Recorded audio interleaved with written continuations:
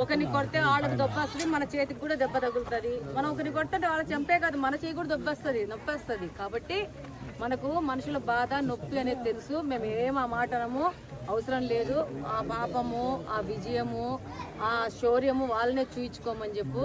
మేము ప్రజల దగ్గరకు వస్తాము, ప్రజలు వాళ్ళ సమస్యలు చెప్తారు, ప్రభుత్వ పరిస్థితి తీసుకుపోతాము, ప్రభుత్వం నుంచి పోరాడి డబ్బులు తెచ్చుకుంటాము, ప్రజాహిత కార్యక్రమాలు చేసుకుంటా పోతాము. ఈరోజు కడపలో ఏ ఇంటికి పోయినా ఎంత సంతోషంగా ఉన్నారో ఆడోళ్ళు పిల్లోళ్ళు అనేది ఇప్పుడు ఇంతమంది మీరందరూ చూస్తే తెలుస్తుంది.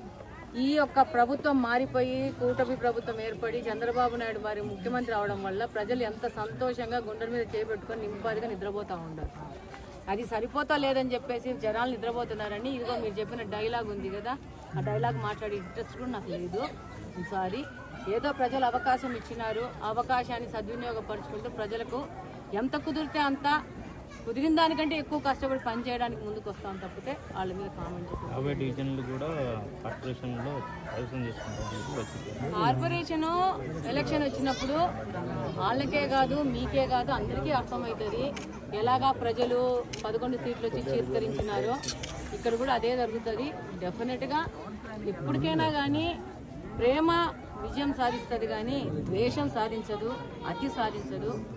అది నిరూపమే. ఈరోజు 2024లో చంద్రబాబు నాయుడిని 164 సీట్లతో గెలిపించేసి మాకు శాంతియుతమైన, సురక్షితమైన, అభివృద్ధికరమైన ఆంధ్రప్రదేశ్ కావాలా అని చెప్పేసి ఇక్కడ మార్పు కావాలా, ఈ యొక్క రౌడీజము మాకు వద్దు అని చెప్పి కడపలో కూడా ఒక చారిత్రాత్మకంగా తీర్పు ఇచ్చారు.